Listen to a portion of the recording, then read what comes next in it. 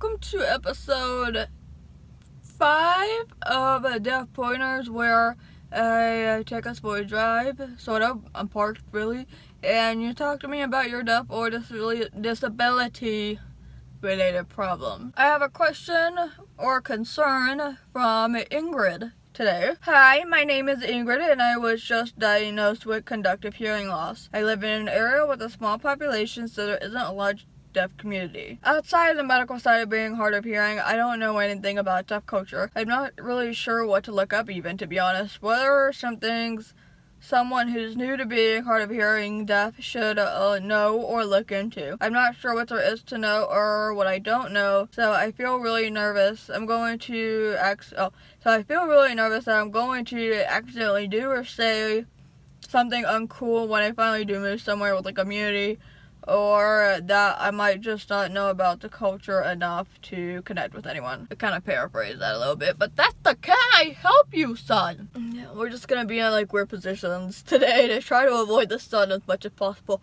I already moved parking spots, okay, so that's just not gonna help. Anyways, so the first thing you should do is Google. And I don't mean that in the condescending or belittling, oh my god, Google it kind of way. I mean, really, that's your best bet. That's your number one thing that you need to do. And I would just Google deaf culture, deaf community, deaf history.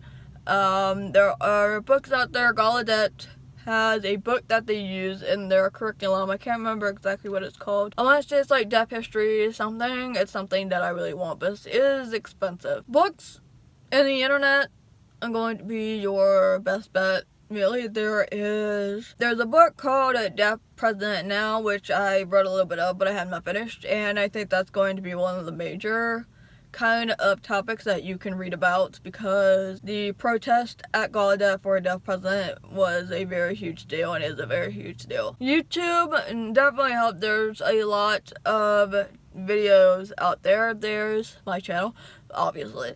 But there's a documentary called Through Our Eyes. I think that's what it's called. Through these eyes, through those eyes, something. Mostly an Alexander Graham Bell kind of thing. I think, maybe, I don't know. But you gotta learn about how Alexander Graham Bell really was, which I'll have a video on it eventually. There's a lot of research to be done in that video. As far as YouTube channels go, ASL Stew is a very, very good channel. Let's see. There's a Facebook group called, I don't remember exactly what it's called. It's Learning ASL and Deaf Culture, I think. It's a fairly new group. It moved from the ASL Practice Palace group. So I will link that down below. Being a part of actual deaf events is really, really helpful too. I would say Google deaf events, put your city in, see if you can pull something up. Obviously, towns that are very, very small, you'll have a harder time finding something. You might not find anything at all, but it's worth looking into. I think that's pretty much all that I can really tell you. I would just, if you Google deaf culture, deaf community into Google and look through books and then move on from there, Google is going to give you so many sources. I'll have the links that I mentioned down below. If I forget something, which I probably will, people in the comments, please let me know. People who are watching this, you might also have some resources, so please leave those down below. Any other tips, but internet and books, really. Those are your two biggest and greatest things that will help you out. They help me out a lot. So I hope that helps. If you have a question, concern about anything deaf or disability related, please email deafpoynters@gmail.com. Please be specific about whether or not you want this in a video, or if it's part of the website, deafpoynters.com. It goes this way. No, I don't know. I think this series is doing pretty well. We're on episode 5, so I feel a little better. I get an email for at least one per every episode that I upload, so I'm feeling good. I feel better if I didn't have this sun happening, and all these noises. What is this? I don't hear it, but I feel it. What is this? There are no other, well, I'm downtown, so okay, but still, creeping me out.